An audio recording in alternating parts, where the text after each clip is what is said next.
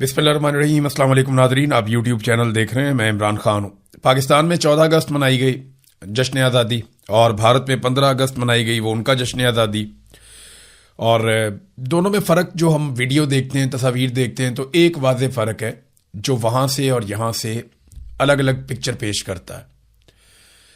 پاکستان کے اندر جو مرکز نگاہ یا جو مرکزی حیثیت جس شخصیت کو ملی تقریبات کے اندر، وہ فیلڈ مارشل عاصم منیر ہے، ایک سرکاری ملازم، ایک فوجی آفیسر جس نے ریٹائر ہو جانا ہے، اور جو ایکسٹینشن کے اوپر ہے۔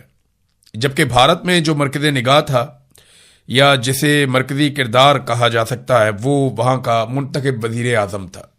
یہ فرق ہے پاکستان میں اور بھارت میں، اور یہی فرق پاکستان کو بہت پیچھے لے گیا۔ اس فرق کو اگر ہم ختم کر دیتے نا تو آج پاکستان بھی آگے نکل جاتا، بنگلہ دیش کی طرح، بھارت کی طرح۔ بہت سارے لوگوں کو جب ہم یہ کہتے ہیں نا، شرم آنی چاہیے ہمیں بطور قوم اور بطور ملک کہ ہم اپنے مخالف بھارت سے کتنے پیچھے رہ گئے بہت سارے میدانوں میں۔ اب لوگ یہ کہتے ہیں کہ بھارت کیونکہ بہت بڑا ملک ہے تو اس لیے اس کو آگے جانا ہی تھا۔ تو ذرا کمپیریزن میں آپ کے سامنے ایک رکھ دیتا ہوں۔ بھارت اور پاکستان کا اگر آپ موازنہ کریں نا رقبے کے لحاظ سے، تو بھارت 4 گنا بڑا ہے، 4.1 گنا بھارت بڑا ہے پاکستان سے رقبے کے اعتبار سے۔ لیکن اگر آبادی کے اعتبار سے آپ بھارت اور پاکستان کا موازنہ کریں تو بھارت 5.67 گنا پاکستان سے بڑا ہے، یعنی لگ بھگ 5.5 گنا بھارت پاکستان سے آبادی کے نقطہ نظر سے بڑا ہے، اور 4 گنا رقبے کے نقطہ نظر سے بڑا ہے۔ اب ذرا دیکھیں کہ اکانومی کے نقطہ نظر سے بھارت پاکستان سے کتنا بڑا ہے۔ بھارت کے قومی خزانے میں اس وقت 728.5 ارب ڈالرز ہیں، 728.5 ارب ڈالر، یہ ان کا قومی خزانہ۔ پاکستان کے قومی خزانے میں 20 ارب ڈالر ہیں۔ دیکھیں کتنا فرق ہے، اور یہ جو فرق ہے نا، یہ لگ بھگ 36 گنا کا فرق ہے، 35.6 گنا کا یہ فرق ہے۔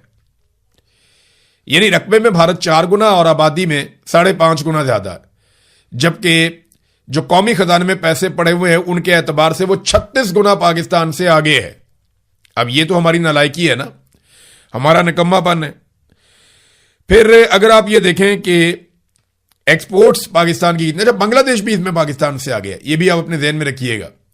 پاکستان کے بعد 20 ارب ڈالر ہیں تو بنگلہ دیش کے بعد لگ بھگ 36 ارب ڈالر سے زائد ہیں۔ ایکسپورٹس یہ بہت امپورٹنٹ چیز ہوتی ہے کہ کوئی ملک کتنی چیزیں بنا کر بیرونی دنیا میں بھیجتا ہے اور اس کو ایکسپورٹ کرتا ہے، پوری دنیا کو کیا بنا کر دیتا ہے جس سے وہ ملک پیسہ بناتا ہے۔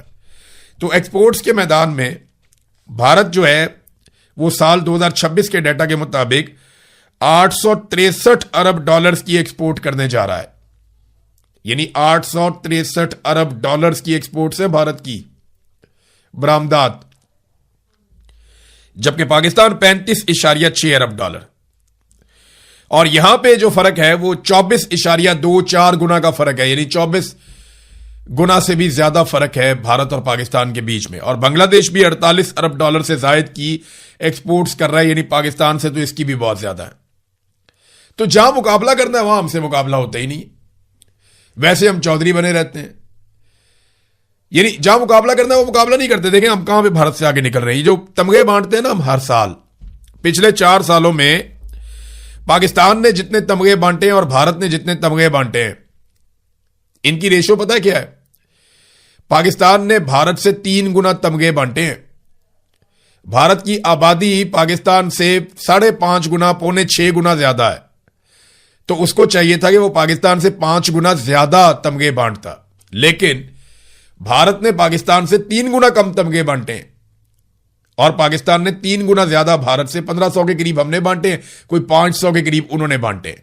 یہ 4 سال کے اندر ہم نے تو لنڈا بازاری لگا دیا تمغوں کا۔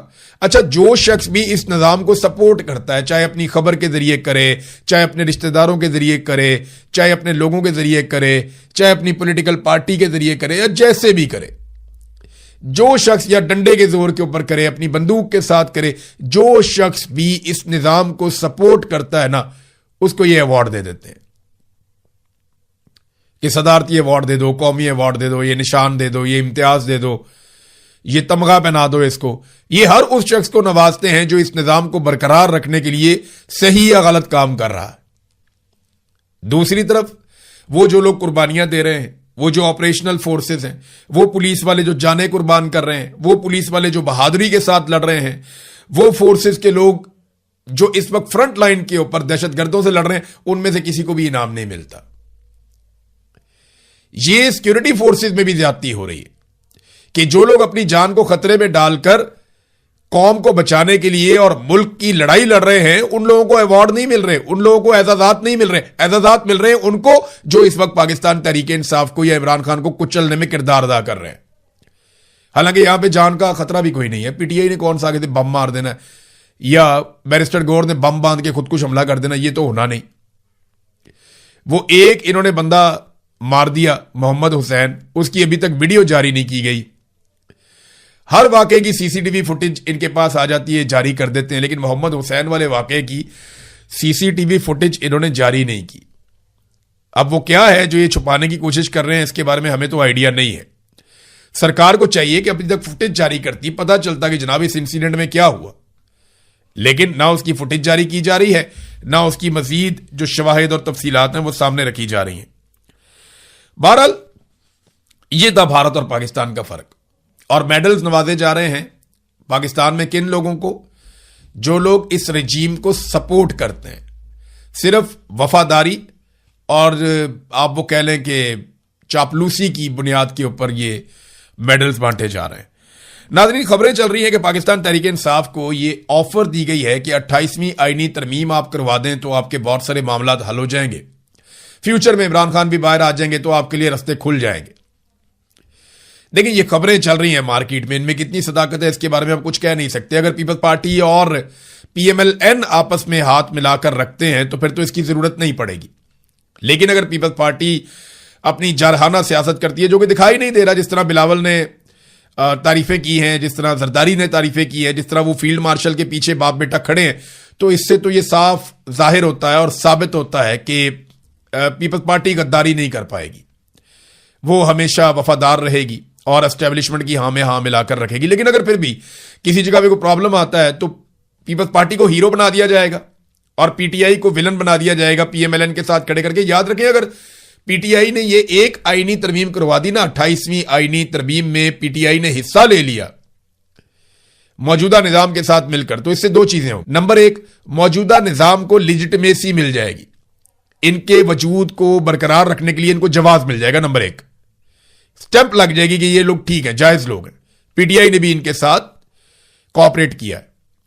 نمبر دو جو کام ہوگا کہ 26ویں اور 27ویں آئینی ترمیم کے خلاف